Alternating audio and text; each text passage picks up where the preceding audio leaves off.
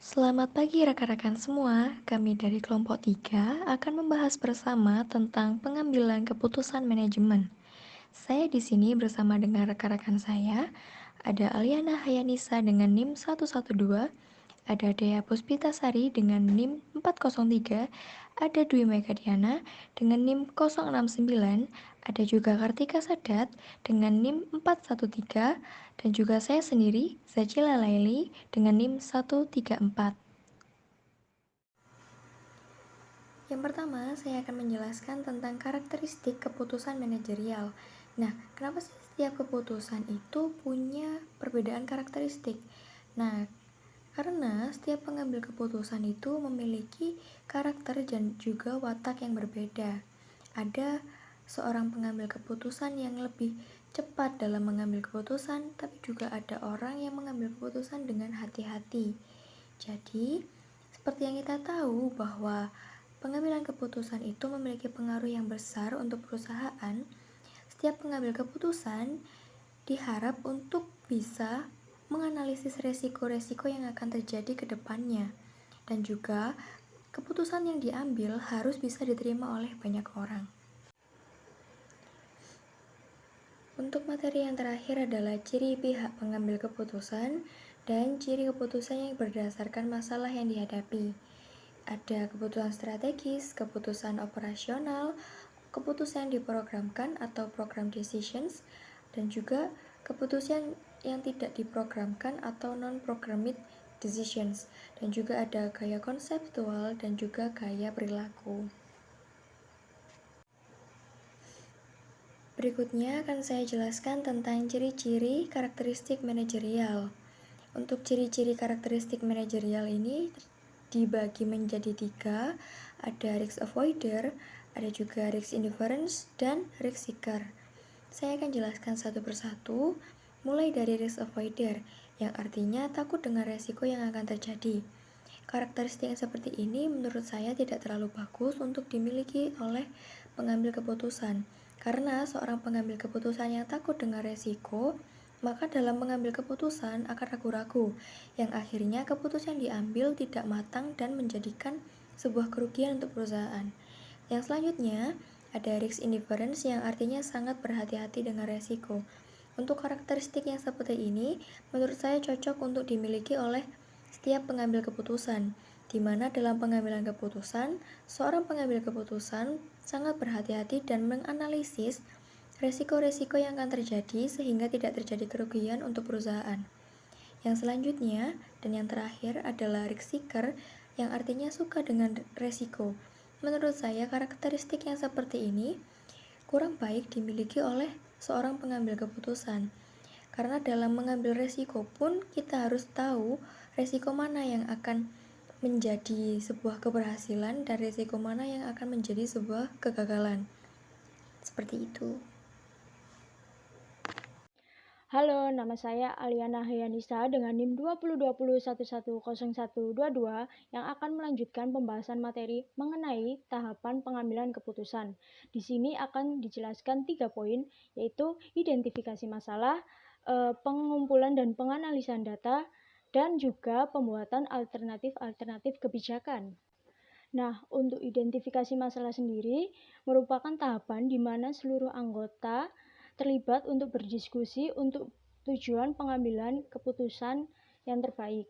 Nah, kemudian ada pengumpulan dan penganalisan data, yaitu seluruh anggota mengumpulkan data dan lalu menganalisa agar dapat mempermudah menemukan keputusan yang baik. Nah, pada poin yang ketiga, pembuatan alternatif kebijakan, yaitu setelah masalah dirinci dengan tepat dan tersusun dengan baik, maka perlu dipikirkan cara-cara pemecahannya. Nah, cara pemecahan ini hendaknya selalu diusahakan adanya alternatif-alternatif beserta konsekuensinya, baik positif maupun negatif. Oleh karena itu, seorang pemimpin harus dapat mengadakan perkiraan sebaik-baiknya dalam pengambilan keputusan. Untuk mengadakan perkiraan dibutuhkan adanya informasi yang cukup dan fakta dan metode perkiraan yang baik. Nah, pada slide selanjutnya ini membahas mengenai keputusan terbaik. Setelah menemukan cara yang tepat untuk mencari keputusan dalam sebuah manajemen, inilah tahap di mana keputusan terbaik yang akan dipilih dan diimplementasikan. Pada setiap keputusan harus dapat mempertimbangkan segala konsekuensi yang akan terjadi di kedepannya, baik itu buruk atau baik. Pada slide ini kita akan mengenal bagaimana ciri-ciri keputusan yang baik. Yang pertama, mempertimbangkan benar dan salahnya suatu keputusan. Kemudian ada sering mendiskusikan pilihan yang sukar atau sulit. Dan kemudian ada tidak mungkin dielakkan oleh faktanya. Dan yang terakhir, dipengaruhi oleh norma pastinya, situasi, iman, dan lingkungan sosial agar bisa diselaraskan. Perkenalkan, nama saya Dwi Megadiana dengan NIM terakhir 069. Di sini saya akan menerangkan tentang hambatan keputusan pengembalian terbaik. Meskipun tujuan dari pengambilan keputusan adalah menyelesaikan masalah, mengambil keputusan tidak mungkin selalu berjalan mulus dan lancar. Perusahaan akan menemukan beberapa hambatan, antara lain hambatan keputusan pengembalian terbaik. Yang pertama yaitu keraguan. Kendala yang paling kuat sebenarnya berakar pada diri Anda sendiri. Keraguan menyebabkan seseorang tidak dapat bertindak tegas. Yang kedua yaitu keliru memahami informasi. Kekeliruan dalam memahami peranan informasi dapat menjadi hambatan besar dalam mengambil keputusan. Yang ketiga yaitu kurang waktu. Keputusan yang tergesa-gesa seringkali menimbulkan dampak yang menghancurkan, namun bisnis dalam keadaan darurat harus menghadapi kurangnya waktu. Yang keempat yaitu informasi yang berlebih atau terlalu sedikit. Memiliki banyak informasi sering dianggap bermanfaat, tetapi jika informasi itu tidak dikumpulkan dengan benar, justru selanjutnya adalah pengembalian keputusan dalam berkelompok. Pengertian keputusan. Pengembalian keputusan sering dijelaskan sebagai tindakan memilih di antara beberapa kemungkinan.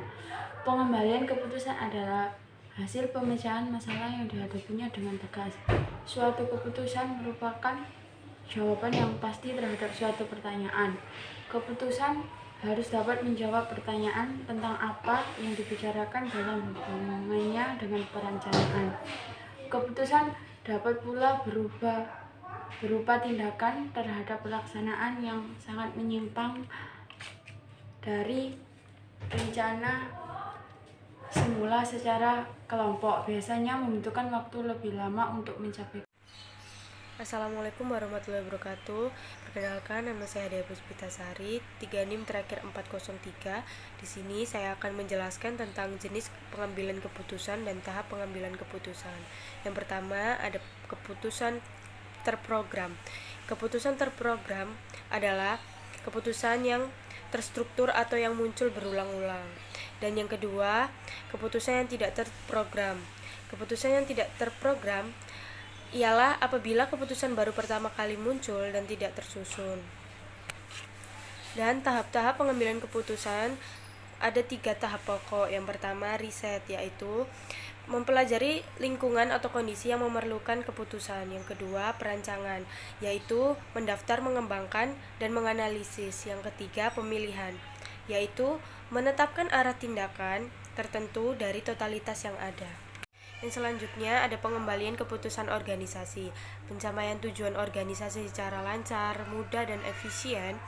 Pemecahan masalah atas kendala yang dihadapi organisasi atau yang seringkali bersifat kontradiktif. Yang selanjutnya akan dijelaskan oleh rekan saya. Perkenalkan, nama saya Kartika Sadadani Priyonggo dengan NIM 2020110413. Gaya pengambilan keputusan dibagi menjadi 4. Yang pertama, gaya direktif. Pembuat keputusan gaya direktif mempunyai toleransi rendah pada ambiguitas dan berorientasi pada tugas dan masalah teknis. Pembuat keputusan ini cenderung lebih efisien, logis, pragmatis, dan sistematis dalam memecahkan masalah. Yang kedua, gaya analitik. Pembuat keputusan gaya analitik mempunyai toleransi yang tinggi pada ambiguitas dan tugas yang kuat serta orientasi teknis. Jenis ini suka menganalisis situasi. Pada kenyataannya, mereka cenderung terlalu menganalisis sesuatu. Yang ketiga, gaya konseptual. Pembuat keputusan gaya konseptual mempunyai toleransi tinggi pada ambiguitas, orang yang kuat, dan peduli pada lingkungan sosial. Mereka berpandangan luas dalam memecahkan masalah dan suka mempertimbangkan banyak pilihan dan kemungkinan masa mendatang. Yang keempat, gaya perilaku. Pembuat keputusan gaya perilaku ditandai dengan toleransi ambiguitas yang rendah. Orang yang kuat dan peduli lingkungan sosial.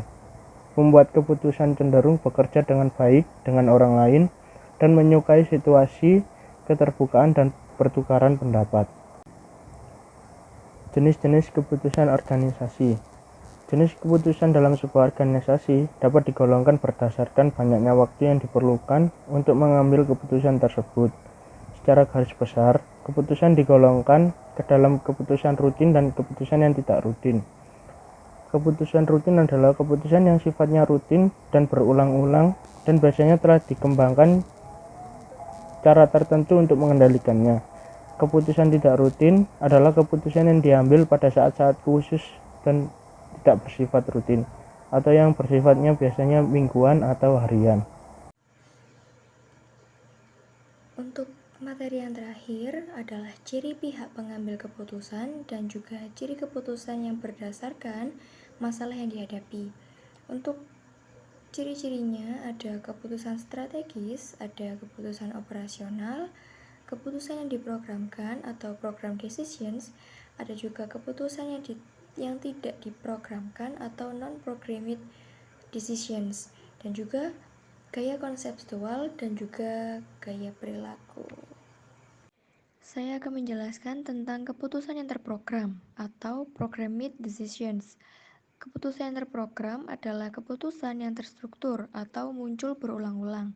Misal, dalam memutuskan jumlah bahan yang harus tersedia di gudang tidak bisa terlepas dari proses perhitungan yang biasa digunakan. Yang kedua, ada keputusan yang tidak terprogram atau non-programmed decisions, yaitu keputusan yang baru pertama kali muncul atau baru pertama kali digunakan dan tidak. Di sisi lain, ada pula pembagian jenis keputusan berdasarkan pihak pengambil keputusan. Yang pertama, keputusan strategis, yaitu setiap organisasi melahirkan berbagai kebijakan atau keputusan organisasional. Yang kedua, keputusan operasional adalah kegiatan keputusan organisasional menyangkut pengelolaan organisasi sehari-hari. Di sisi lain, ada pula pembagian jenis keputusan berdasarkan pihak pengambil keputusan.